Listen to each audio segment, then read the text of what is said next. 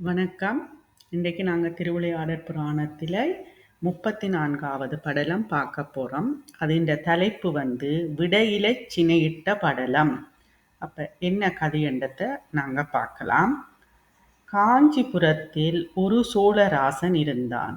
அவன் அக்காஞ்சியிலுள்ள காடு முற்றும் வெட்டிவித்ததனாலே காடு வெட்டிய சோழன் என பெயர் பெற்றான். அப்ப காஞ்சிபுரத்துல ஒரு சோழராசன் இருக்கிறார். அவர் அந்த காஞ்சிபுரத்துல இருக்கிற காடுகள் எல்லாத்தையும் வெட்டி வித்தவர். அவர் வெட்டியில வெட்டி வித்தவர் ஆக்களை கொண்டு. அதனால காடு வெட்டிய சோழன் என பெயர் பெற்றான். காரண பெயர், காடுகள் எல்லாத்தையும் வெட்டி வச்சதால அவருக்கு காடு வெட்டிய சோழன் என பெயர் பெற்றான். காரண பெயர். அவன் உத்தம சிவபக்தர்கள் எல்லாரிலும் உத்தமன். இப்ப சிவபக்தர்கள் எல்லாரிலுமே அவர் உத்தமன். வேத நான்கையும் வேதாங்க மறையையும் ஓதி உணர்ந்தவன். அப்ப வேதம் 4 இருக்கு: யசுர், சாமம், அதர்வனம். வேதாங்கமாரையும் என்றா வேதத்தின் அங்கங்கள் 6 இருக்குது. நாங்க திருமந்திரம் படிக்கல நாங்க பார்த்து நாங்கள். அப்ப வேதம் 4 வேதாங்கம் 6ஐயும் ஓதி உணர்ந்தவன். சிவபுராணங்களை நாள்தோறும் நியமமாக கேட்பவன். அதோட அதை படிக்கிறதோட ஓதுறது, வேதம் ஓதுறது தானே. சிவபுராணங்களையும் நாள்தோறும் நியமமாக கேட்பவன். அப்ப சிவபுராணங்கள் என்ற சிவன் பற்றி சொல்ற புராணங்கள் 18, அதுல உப புராணங்கள் எல்லாம் இருக்கு. இப்ப நாங்க படிக்கிறது திருவிளையாடற் புராணம். கலவை சாந்தினும் இரத்தினாபரணங்களிலும் சிறிது விருப்பின்றி விபூதியையும் உருத்திராக்கத்தையுமே தரிப்பவன். அப்ப அவனுக்கு இந்த இரத்தினாபரணங்கள் அதுகள் எல்லாம் அவனுக்கு ஈடுபாடு இல்லை. எண்ணத்தில் அவர் அணிகிறவர் என்றா விபூதி உருத்திராக்கம், எங்கட சிவ சின்னங்களைத்தான் அவர் அணிகிறது. அவன் மதுரை சோமசுந்தர கடவுளுடைய திருவிளையாடலை கேட்டு உணர்ந்து அவரை தரிசிக்க விரும்பி ஒரு நாள் ராத்திரி சோமசுந்தர கடவுளை எப்போது தரிசிப்பேன் என்று கவலையுற்று நித்திரை செய்தான். அப்ப சோமசுந்தர அவர்கிட்ட சிவபெருமான் திருவிளையாடல்கள் எல்லாத்தையும் கேட்டிருக்கிறார். சோமசுந்தர கடவுள் மதுரை தானே. அப்ப அதை தானும் ஒரு நாளைக்கு அதை தரிசிக்க வேணும், காண வேணும் என்று நினைச்சு கொண்டு அப்படியே கவலைப்பட்டு கொண்டு அப்படியே நித்திரை செய்தார். அப்பொழுது சிவபிரான் சோழனுக்கு சொப்பனத்திலே ஒரு சித்த சுவாமியாய் தோன்றி, அப்ப இவர் அப்படியே நித்திரையாயிட்டார். அதை நினைச்சு கொண்டு அந்த நேரத்துல சிவபெருமான் இவருக்கு சோழனுக்கு சொப்பனம் என்ற கனவில ஒரு சித்தரா வாரார். எல்லாத்திலுமே சித்தராகத்தான் வாரார். அப்ப சித்தராய் தோன்றி என்ன சொல்றார்? சோழனே அஞ்சாதே, நீ இன்றைக்கு உருவமாறி ஒருத்தனாய் தனித்து வந்து தரிசனம் செய்து கொண்டு போ என்று திருவாய் மலர்ந்து அருளினார்.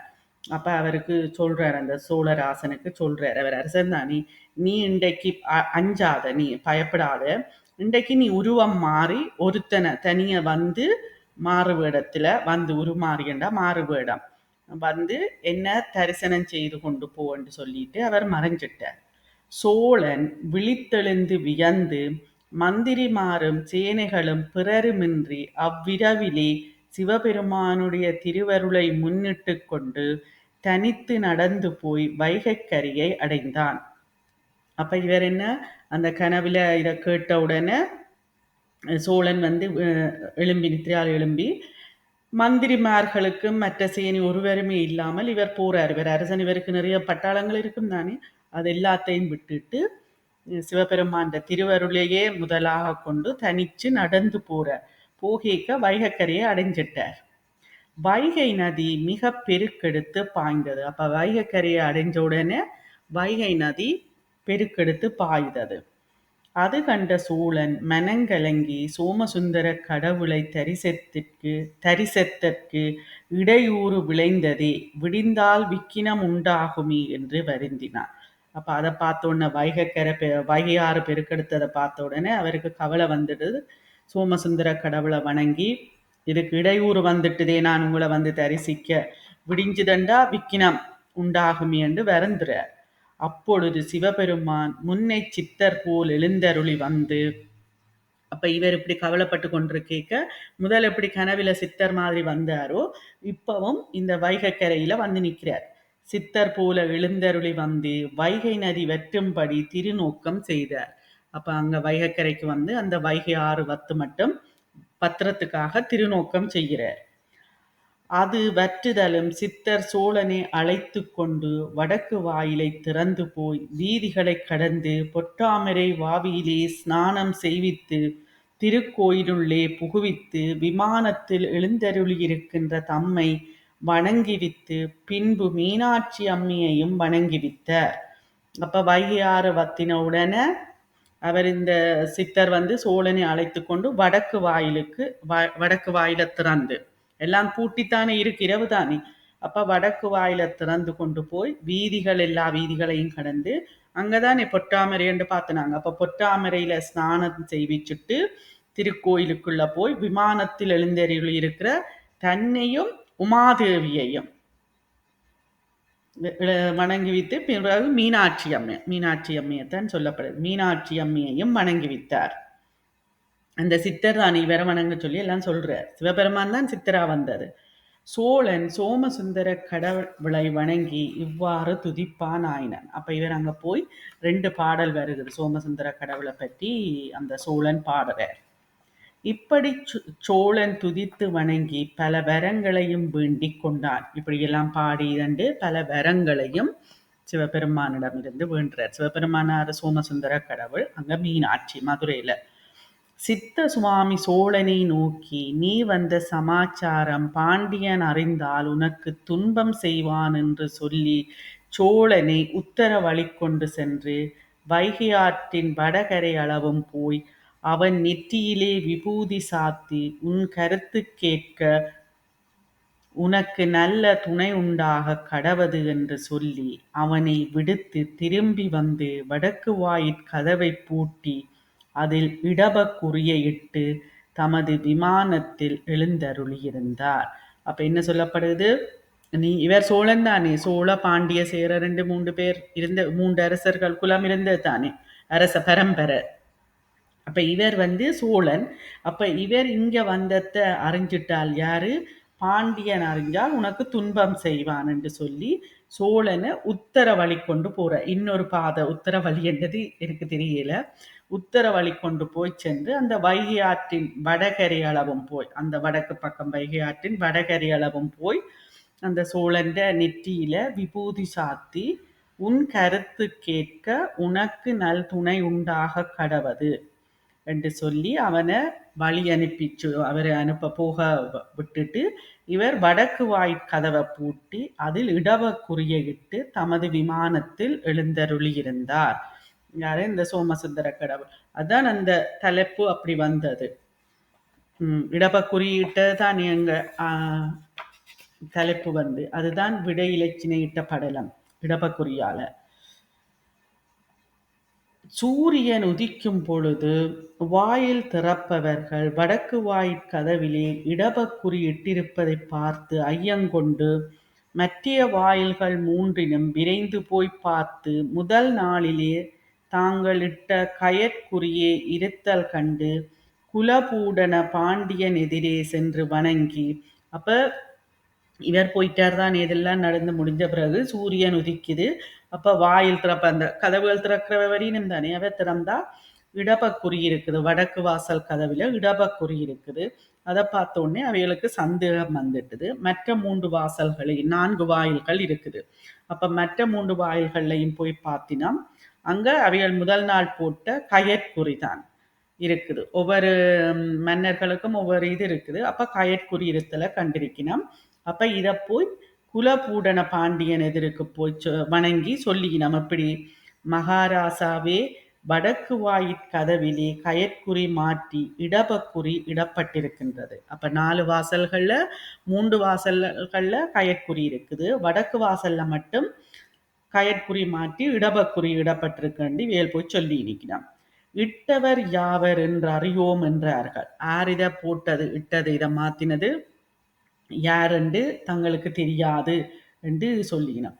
உடனே பாண்டியன் வந்து பார்த்து, அப்ப உடனே பாண்டியனம் வந்து பார்க்கிறார். இது ஓர் அற்புதம், இது ஒரு அற்புதம். இது ஒரு அற்புதம் தானே. இம்மாயையைச் செய்ய வல்லவர் யாவர் என்று அறிகின்றிலேன். அப்ப இந்த மாயையைச் செய்ய வல்லவர் யாவர் என்று அறிகின்றலேன் என்று ஐயம் கொண்டு தன் மாளிகையை அடைந்து போசனம் செய்யாது தரையிலே படுத்து நித்திரை செய்தான். அப்ப அவருக்கு யார் இதை செய்திருப்பினம்? இந்த மாயை செய்ய வல்லவர் யார் என்று அவருக்கு தனக்கு தெரியல என்று சொல்லிட்டு சந்தேகம் கொண்டு நித்திரை அங்க போய் மாளிகையை அடைந்து சாப்பிடவும் இல்லை, போசனமும் செய்யாம தரையில படுத்து நித்திரை செய்தான். யாரு? குலபூடன பாண்டியன். அன்றிரவு சோமசுந்தர கடவுள் பாண்டியனுக்கு சொப்பனத்திலே தோன்றி, அப்ப இவர் அங்க சாப்பிடாம இருந்தார் தானே, நித்திரையில போய் அவருக்கும் சொல்றார் சொப்பனத்துல, கனவுல, பாண்டியனே, நம்மேல் அன்பு வைத்த அன்பினாலே காஞ்சியில் காடெல்லாம் வெட்டிய சோழராசன் நம்மை வந்து தரிசிக்க விரும்பினார். அப்ப அவர் சொல்றார், சோமசுந்தர கடவுள் பாண்டியனுக்கு கனவுல சொல்றார், பாண்டியனே, என்னில தனக்கு மேல சோமசுந்தர கடவுள் தன்னில அன்பு வச்சதால காஞ்சியில காடெல்லாம், காஞ்சி நகரத்துல தான் நீ அங்க காடெல்லாம் பட்டின அந்த சோழராசன் தன்னை தரிசிக்க விரும்பினவன், அவனை வடக்கு வாயிலை திறந்து அழைத்து கொண்டு வந்து தரிசனம் செய்வித்து மீள விடுத்து கதவை பூட்டி நமது இடபக்குரிய இட்டோம் என்று திருவாய் மலர்ந்தருளினர். அப்ப அவன் தரிசிக்க வந்தவன் அவனை கூட்டி கொண்டு வந்துட்டு, நான் வடக்கு வாயிலால தானே வந்தவர், அப்ப அதை பூட்டி போட்டு நான் அந்த இடபக்குரிய இட்டோம் என்று சொல்லி அவருக்கு திருவாய் மலர்ந்தருளுறார். ஆறு சோமசுந்தர கடவுள் பாண்டியனுக்கு. பாண்டியன் விழித்தெழுந்து அஞ்சி வியர்த்து விம்மி அன்புக்கு வெளிவந்த சிவபெருமானுடைய கருணையை நினைந்து நினைந்து அற்புத வெள்ளத்திலும் ஆனந்த வெள்ளத்திலும் அழுந்தினான். அப்ப இதை கேட்ட உடனே அவருக்கு டப்பண்டு கண்ணை முழிச்சு அஞ்சி வியர்த்து விம்மி அன்புக்கு ஆக சிவபெருமானுடைய கருணையை நினைச்சு அழுது அற்புத வெள்ளத்திலும் ஆனந்த வெள்ளத்திலும் அழுந்தினான். அழுந்தி மாளிகையினின்று நீங்கி சிவபெருமானுடைய திருவிளையாடலை எல்லோருக்கும் தெரிவித்து, அப்ப அந்த மாளிகையில தன்னுடைய அரச மாளிகையில விட்டு போய் சிவபெருமானுடைய திருவிளையாடலை எல்லாருக்கும் தெரிவிக்கிறார். அவர்களையும் தன்னை போல ஆனந்த வெள்ளத்தழுத்தினான். வெள்ளத்திலே அழுத்துறார். தான் எப்படி ஆனந்த வெள்ளத்திலே அழுந்தினாரோ அது போல மற்றவர்களுக்கும் இதை சொல்லி ஆனந்த வெள்ளத்திலே அழுத்துறார். பின்பு தன் குமாரனாகிய ராசேந்திர பாண்டியனுக்கு தன் அரசை கொடுத்து விட்டு தான் சிவபதத்தை அடைந்தான். அப்ப இதெல்லாம் முடிஞ்ச பிறகு இவற்றை குலபூடன பாண்டியன் மகன்தான் ராசேந்திர பாண்டியன். அவருக்கு தன் அரச கொடுத்துட்டு இவர் சிவபதத்தை அடைந்தான் என்று சொல்லப்படுகிறது. இதுதான் 34வது படலம். அடுத்தது 35வது படலத்தை நாங்கள் அடுத்த இதில் பார்க்கலாம். நன்றி.